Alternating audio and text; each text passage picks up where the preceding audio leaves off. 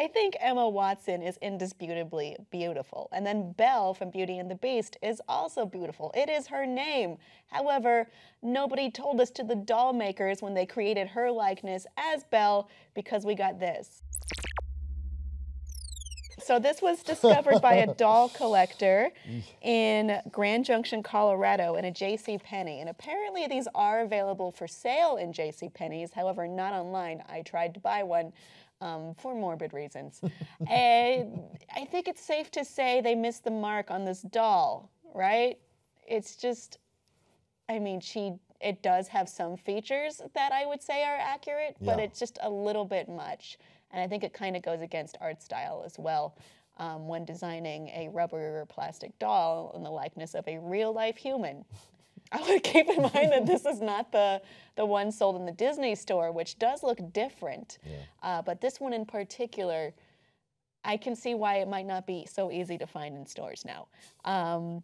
What happened? Yeah, it's interesting because there's nothing of the softness of Emma Watson. Like you said, you can see shades of her features in the design. Her brows kind of look like that. Right, her nose is a little bit like that, but everything is too angular. And Emma is very soft-faced, and she's very feminine in that appearance. And I get it, like they put freckles, and because Emma had just have freckles on her face, which I think totally works, but they made that forehead so huge, and of course people are comparing it now to Justin Bieber, which when you see the comparisons overlaid on top of each other, it's undeniable. Yeah. So put up that Justin Bieber image. Yeah. So a lot of people are saying it looks a lot like Justin Bieber. I disagree. You do, really? Yeah. Oh, I gotta see him. Is there anyone that's like next to each other? I think she looks like Eddie Redmayne.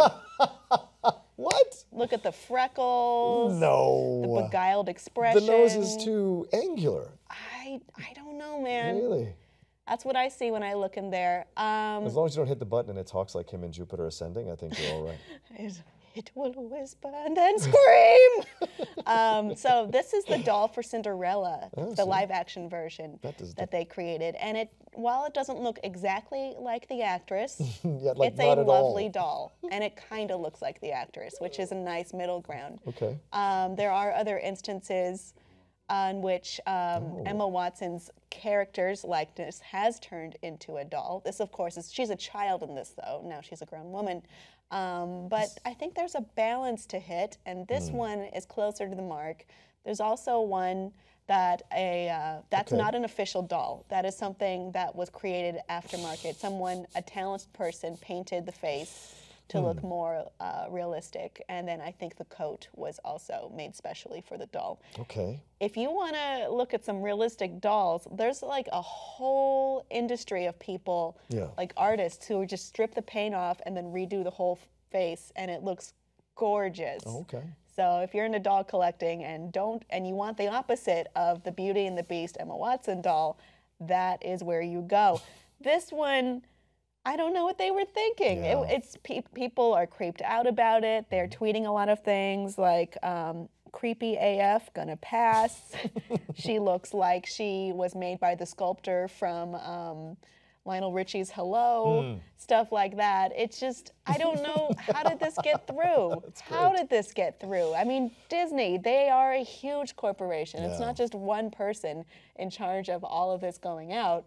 Right. And we all know what Emma Watson is supposed to look like. Well, I think sometimes they farm these things out. We see it with Star Wars toys as well. They farm these out to third parties, and what comes back, you're like, oh, well, this looks nothing like what you were trying to look like. And I would tell you, all those ones we just saw, they look nothing like Emma Watson to me. So the doll, ironically, is the closest of all the ones you showed, because some of the features are. There is definitely a balance. Kind of like what the character should look like, kind of like what a doll should look like, and then kind of like what the person is.